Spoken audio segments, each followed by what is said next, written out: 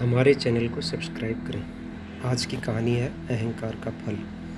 एक समय की बात है, एक गांव में एक मूर्तिकार रहता था। मूर्तिकला के प्रति अत्यधिक प्रेम के कारण उसने अपना संपूर्ण जीवन मूर्तिकला को समर्पित कर दिया था। परिणामतः वह इतना पारंगत हो गया था कि उसकी बनाई हर मूर्ति जीवंत प्रतीत होती थी। उसकी बनाई मूर्तियों को देखने वाला उसकी कला की बुरी बुरी प्रशंसा करता था। उसकी कला के चर्चे उसके गांव में नहीं बल्कि दूर दूर के नगर और गांव में होने लगे थे। ऐसी स्थिति में जैसा सामान्यतः होता है वैसा ही मूर्तिकार के साथ भी हुआ। उसके भीतर अहंकार की भावना जागृत हो गई। वह स्वयं को सर्वश्रेष्ठ मूर्तिकार मानने लगा। उम्र बढ़ने के साथ जब उसका अंत समय निकट आने लगा तो वह मृत्यु से बचने की युक्ति सोचने लगा। वह किसी भी तरह स्वयं को यमदूत की दृष्टि से बचाना चाहता था ताकि वह उसके प्राण न हर सके।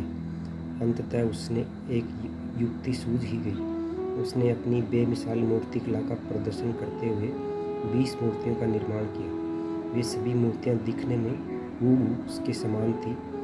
निर्मित होने के पश्चात सभी मूर्तियां इतनी जीवंत प्रतीत होने लगी कि मूर्तियों और मूर्तिकार में कोई अंतर ही नहीं रहा। मूर्तिकार उन मूर्तियों के मध्य जाकर बैठ गया। युक्ति अनुसार यमदूत का उसे इन मूर्तियों के मध्य पहचान पाना असंभव था। उसकी युक्ति कारगर भी सिद्ध हुई। जब यमदूत उसके पास प्राण हरने आया तो 11 एक श्री की मूर्तियों को देख चकित रह गया। वह उन मूर्तियों में अंतर कर पाने में असमर्थ था, किंतु उसे ज्ञात था कि इन्हीं मूर्तियों के मध्य मूर्तिकार छिपा बैठा। मूर्तिकार के प्राण हरने के लिए उसकी पहचान आवश्यक थी। उसके प्राण न हर पाने का अर्थ था प्रकृति के नियम के विरुद्ध जाना।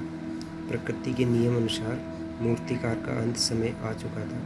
मूर्तिकार की पहचान करने यमदूत हर मूर्ति को तोड़कर देख सकता था, किंतु वह कला का अपमान नहीं करना चाहता था। इसलिए वह इस समस्या उसने एक अलग ही तोड़ निकाला।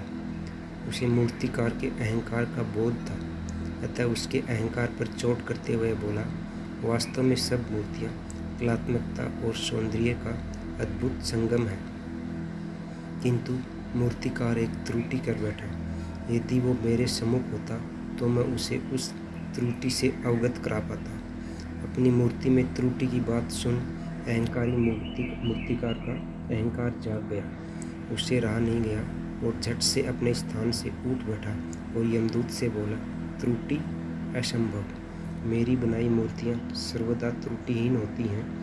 यमदूत की युक्ति काम कर चुकी थी।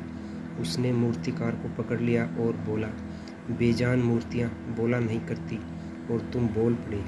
यही तुम्हारी त्रुटि है कि अपने अहंकार पर तुम्हारा कोई भरोसा नहीं है। दोस्तों, कहानी यही समाप्त होती है। धन्यवाद।